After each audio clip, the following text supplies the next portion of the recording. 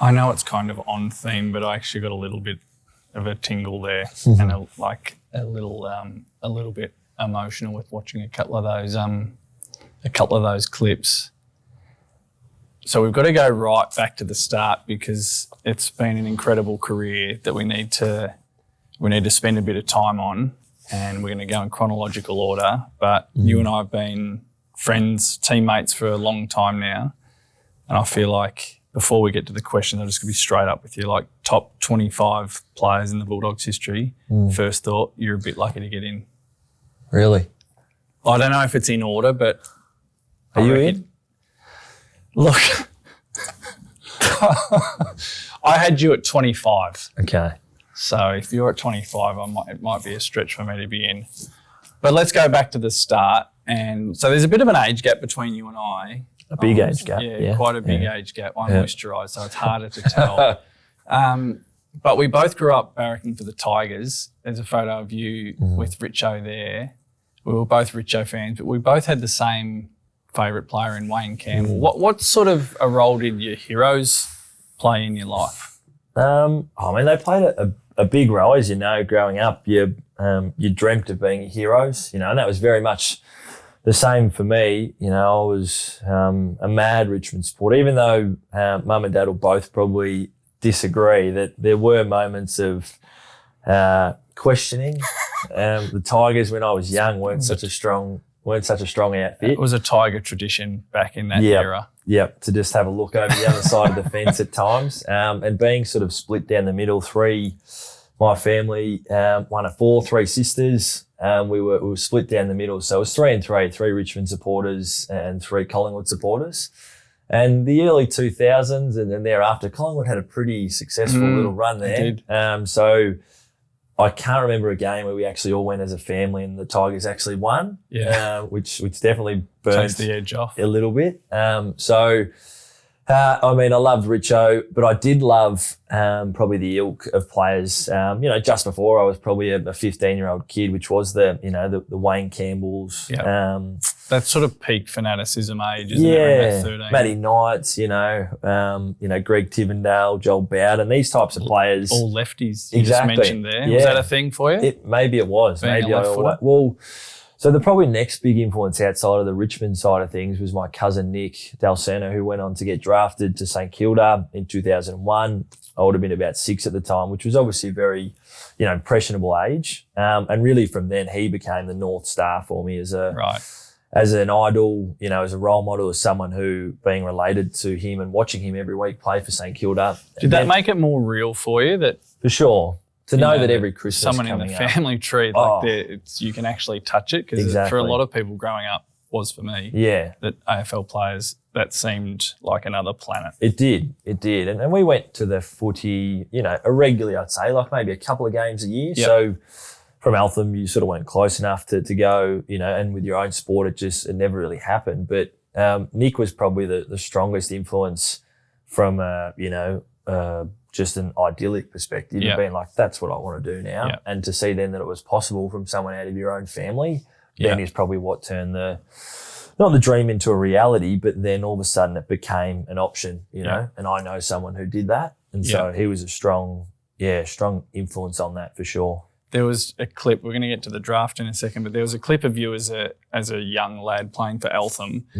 And it does kind of remind me of the other side of the coin of the iconic goal in the preliminary final. There's something similar in just the body movement, the way you tap the ball, gather the ball and balance yourself. Do you sort of see that you have had a certain style from early on, like it makes it feel like it's innate? Yeah, well, I think what I was, especially when I sort of rolled onto the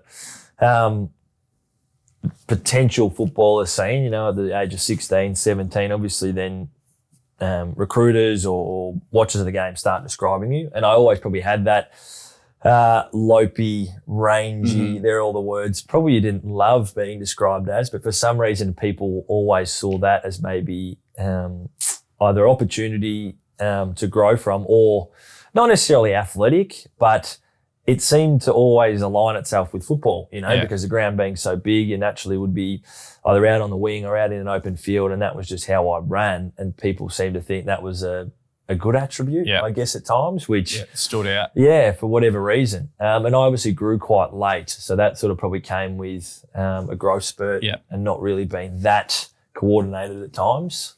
One of the most pure parts of any footballer's career at the elite level is being drafted. So you go from that wide-eyed underage footballer to all of a sudden it's on the TV. You got the jumper being presented by an AFL coach, all of that. What were those memories like for you? Because, I mean, you picked number 4, so it wasn't like it was, this huge surprise at that moment. But what was the build-up like?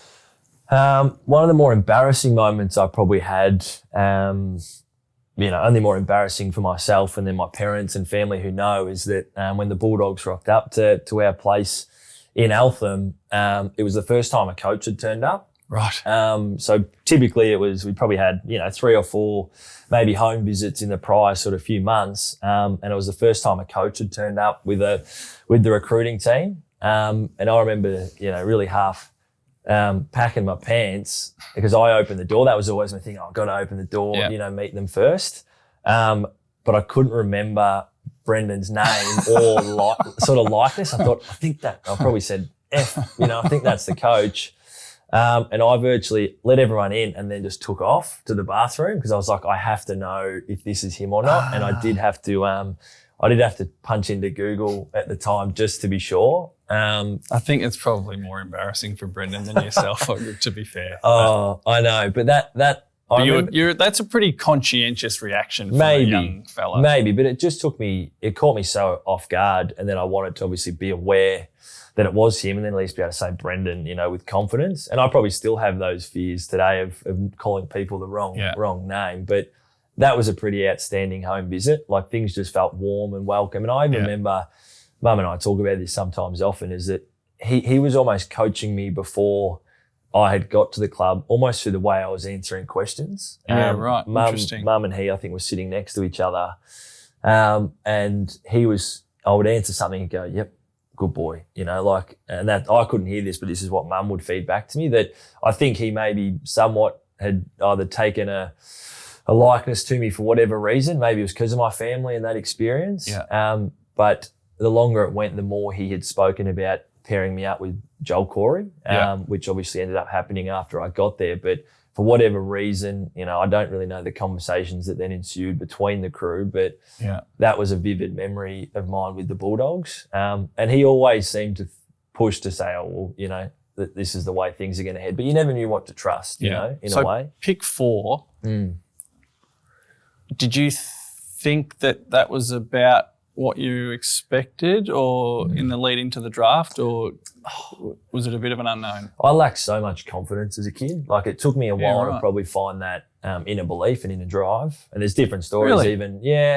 Even with I joined the Northern Knights late. I was, missed out on maybe the under 16s group or whatever the case may be. And then probably lost a lot of confidence post that. And so it probably took me a little while then to get back to that point. And it wasn't really until halfway through the year of my draft that I really not turned things on, but I started to find it. And that was probably with a shift into the midfield more as a pure mid rather than an outside mid that was a bit of a catalyst. So I want to talk to you more about that, maybe that sort of lack of confidence as you kind of describe it. Because I've always thought that maybe if there's one blind spot of the way the public sees you and appreciates you as to those who know you, that you are genuinely humble. You do genuinely care about people that much, but you don't become as good as you are and have been without being extremely competitive. But also there's an innate confidence of, in my experience after the draft, you also knew that you knew how good you were as well, and you were always curious about how good you could be. But you're sort of telling me that sort of came later in a flourish. I think so. I got invited to be part of it was the then AFL Academy after I'd probably just turned 17. and had basically broken my collarbone in like the final game or two of the TAC season. And then got a phone call, I reckon the night or two before I was going to go into surgery from Anton Grabak, who someone remembered from the... Good shout out for Anton. Yeah, for the Victorian... He's watching on at home. Yeah, the Victorian Academy. He had two pretty integral moments for me. One was that, and the second was when I played probably the worst game of my career in the Vic Jumper, Visy Park, against New South Wales ACT. And the expectation that came with being an AFL Academy player was you expected to play well, and I had a stinker. I played on the wing, might have touched the prune about 8 times. And at that point I thought, I'm genuinely cooked here. There it goes. And he knew that. And I know the next week the next game we were playing WA over in Perth.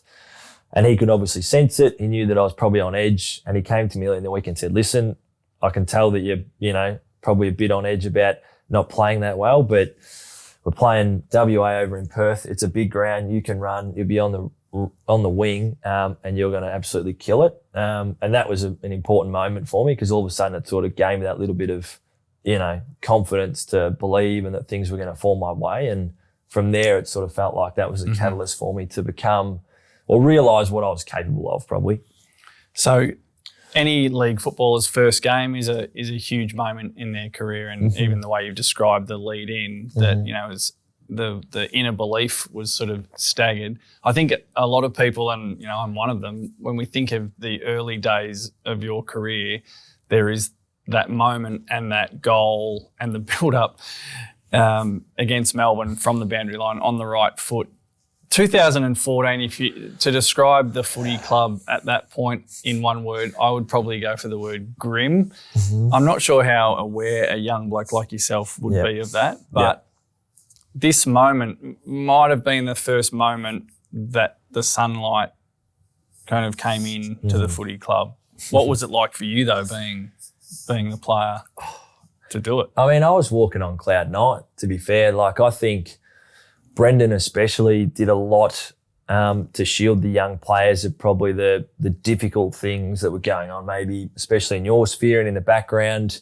And he did heap, in fairness, a lot of responsibility and pressure on the older guys, and expected the older guys to stand up and lead the way a little bit. So for us younger guys, yes, the season was, from a wins and losses perspective, indifferent. But from my perspective, all those firsts as a football player just kept you walking around with this air of excitement. And even when it was bad, it was good. It's strange to say, but you're in a bubble. I wondered that. I wondered that because my perspective was very different to yours. And even I would even argue that this goal is kind of a metaphor, that this is a time when we're really, really struggling just about in every aspect of life as a footy club. And even the way that you kick this goal, you grab the ball and you go to give it off to about 3 different people, and then it's almost like you're like, you know what, I'll do it myself. Like I'll show you hacks how this is done. And I remember, I'm totally out of the TV screen here. I'm on the other side of the ground. So when you kicked it, it looked to me like you were halfway down the race. I thought it was out of bounds by a good 10 or 15 metres. Yeah. And I do remember that week chatting with Jared Waitley, and he was so excited about you and the moment. And he was talking and referring to you as the Bont. And it's the first time I remember it being like a banner or a moniker more than just a nickname for a footballer. Do you recall it sort of tipping over into that? This moment certainly, not was cataclysmic, but it was sort of had that feel like it almost went from just being a young kid to now being a young kid with expectations. That was probably then what I felt and probably embraced. And probably the one thing that I probably continue to be able to do throughout my career is just embrace the next thing that was either asked of you or that you expected of yourself, and try less to resist things. But all these little moments that probably happened, big moments continued to then almost self-actuate. Then I started to believe I could be that player and that guy and that person, and really, no doubt getting to a football club and feeling that is then what gave me the confidence as well to continue to explore those outer ranges of my capacity. Yeah. And so I remember, I can't remember if it was off the back of this game, but then it was a big thing. I think we had a clinic the next day.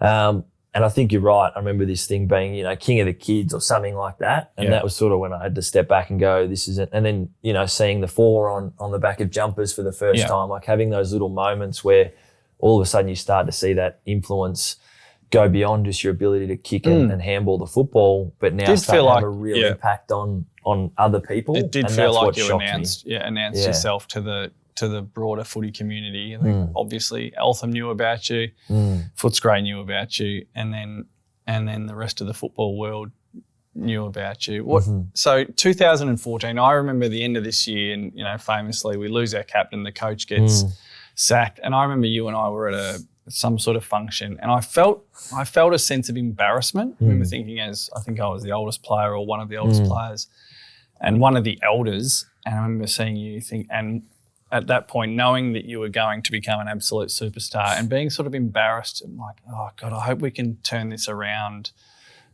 to not have this feeling anymore. And thankfully, mercifully, we didn't have to wait too long. That 2015, Bevo comes on board, things change, some magic returns to the footy club, and then it kind of sets fire, and 2016 becomes the fairy tale. Yep.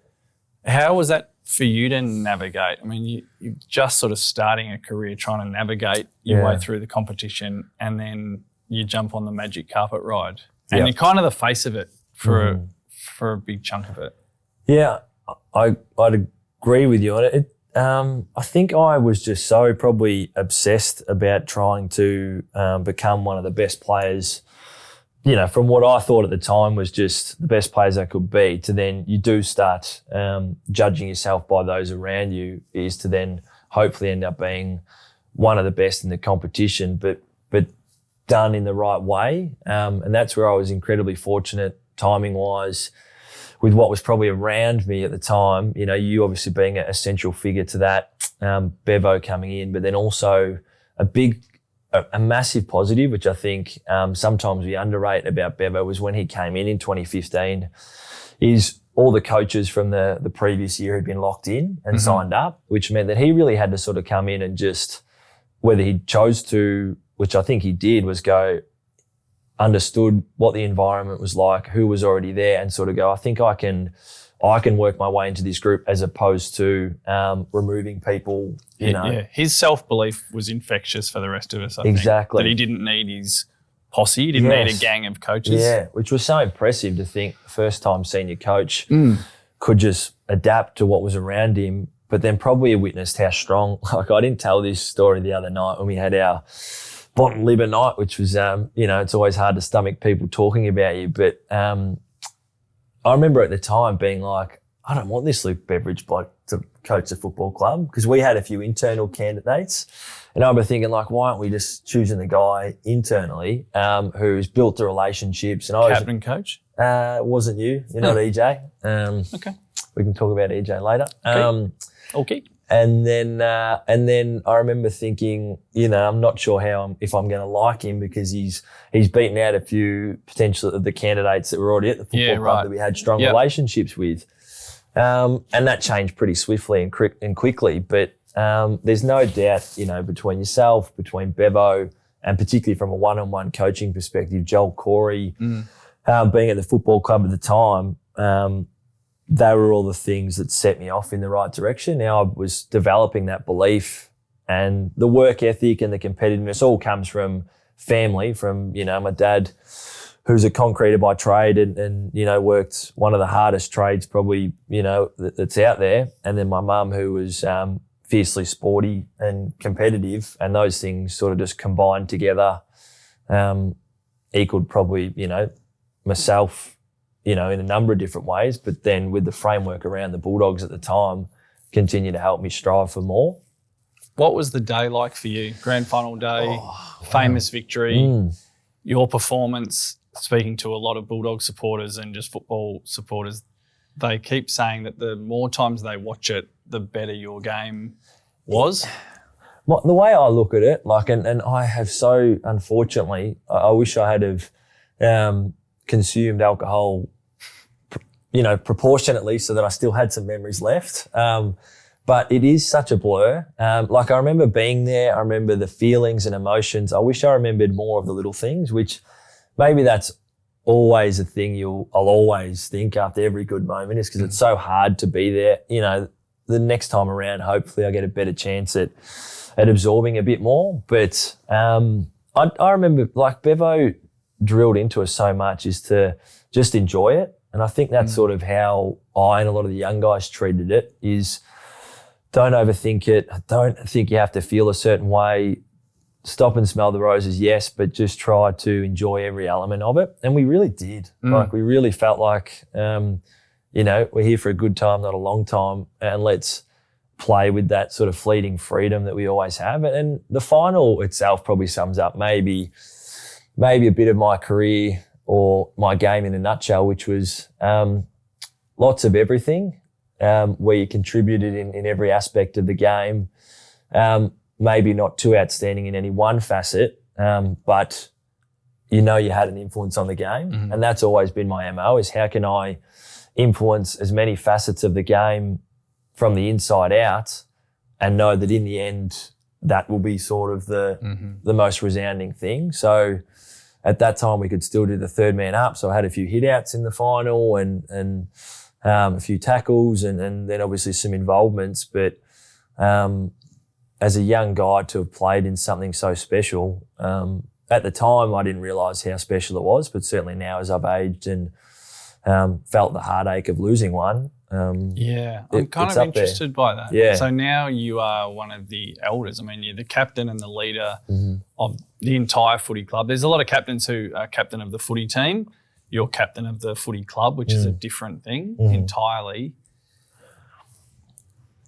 I'm interested about how much of the history and the almost not baggage, but the responsibility of history then compared to now. Has it changed, or did you? I mean, you're a conscientious young fella that absorbs a lot. Mm-hmm. Has it changed much, or was it totally different back then? Look at that young buck. Yeah, it's certainly changed. Just because you obviously at that time you don't know what you don't know, and I've only been through. At that point, that was my third season of football. I had sort of improved quite quickly to the point where, I knew I was an important aspect to our team, and to the football club. But really only to that extent.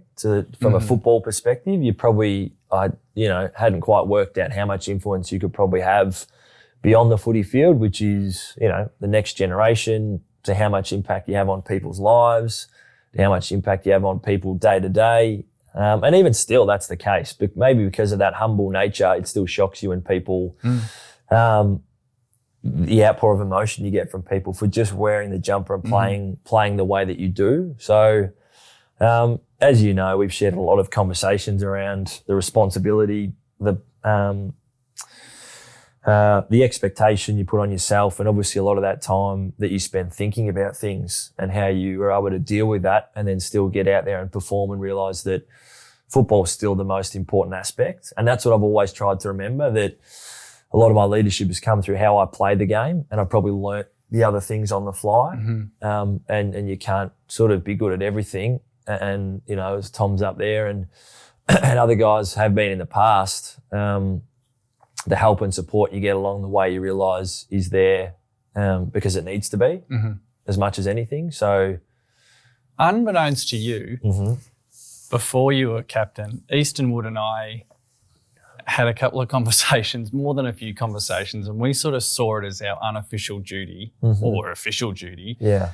If I could be for captain as long as I could be, and then if Easton could be the captain for as long as he could be, that would allow you to explore, being the best player in the competition, more or less, before you took over the captaincy. Then you became captain and you've become an even better player. So we kind of wasted a lot of time. Maybe we could have saved ourselves a lot of heartache by just giving you the captaincy. Yeah. Both of us could still be playing. Yeah.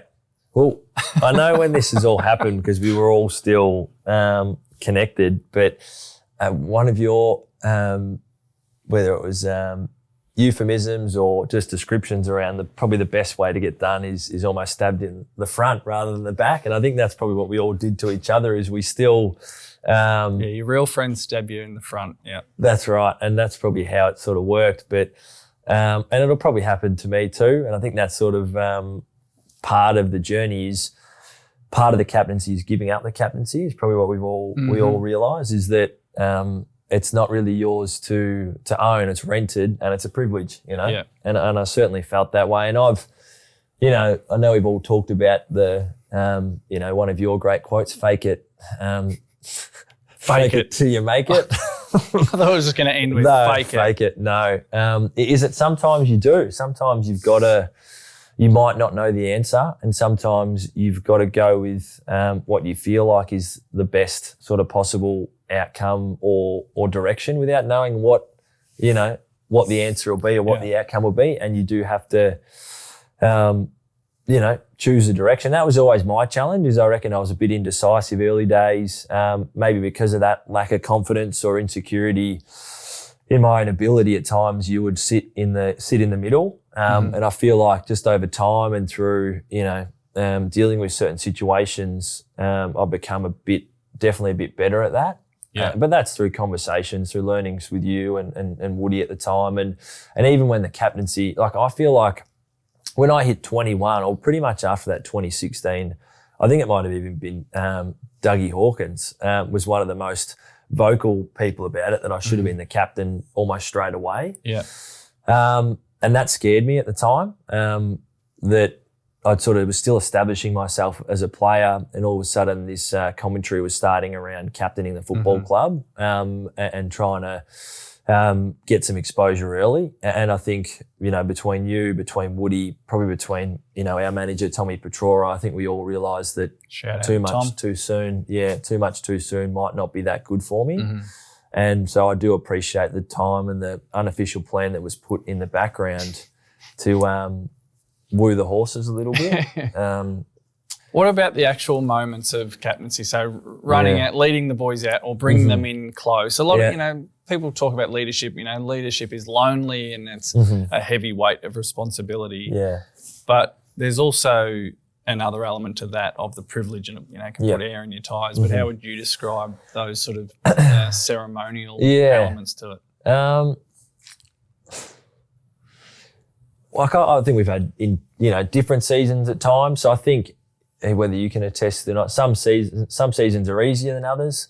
Some seasons you feel like you just have more off-field conversations or more challenges, either in the locker room or in the coach's box or whatever the case may be, where you're constantly trying to evolve parts of the football club. But it's not always a year-on-year ascension. Sometimes there's dips and you got to deal with that. Sometimes it's high and there's less Even to deal with. Even a good year's hard. Exactly. There's always something you're managing or dealing with. So I certainly feel like I'm way better emotionally regulating.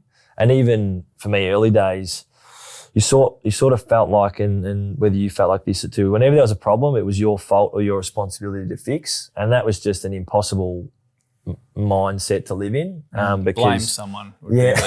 Point the finger, delegate. Yeah. So that was certainly the thing I struggled with most. And even my first year as captain was like and I think you said this too, baptism of fire. It was virtually 150 games worth of stress and anxiety and issues as COVID hit. 2020 was my first season. We all separated and then came back together in a different year. And then my football that season didn't start too crash hot either, because you have all these things in your head of how you should be, not how you are. And then it took me probably a solid probably 6 months from when I got it till when I sort of football started to come good again, that you worked it out. And I know at different points, you are who you are and therefore you're the captain as opposed to the captain and therefore things have to change. It's sort of what got you there that is the reason you're captain, not what's going to, be in your future. So those are all the lessons I just had to learn and go through, especially at a young age, to the point now where I feel, like it's still a challenge, but especially with our group at the minute, there's so many guys who are capable of doing something similar. Mm-hmm. So a club like ours, it's had such a long history. It's a big story. Mm-hmm. Yours has been a big career, from the young kid who dreamt of playing, and it's hard not to talk about these things without it drifting into cliche, but there's also something really beautiful about certain cliches, and I think, you were a prodigious talent, but you've also, right from the very early days, loved and cared about your teammates and the footy club in a really sincere way. Being a part of this group of 25 players in the history of the club is just the latest accomplishment in your well-storied career. But from someone who observed you and played alongside you, considers you a friend, you've enriched all of our football experience as well. Certainly enriched my football experience. I love watching you. I adored playing alongside you. It's probably one of the things I miss about the game. There's not a lot of other things I miss about it, but I do miss playing alongside blokes like yourself. But I just love watching you play, and everyone else does. There's a certain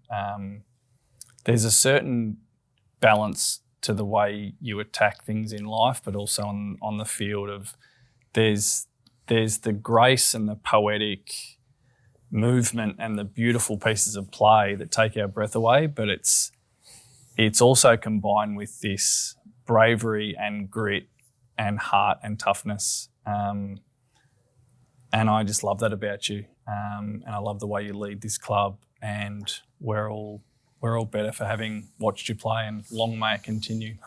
Thank you very much, mate. I love you. Love you too, bro. Oh.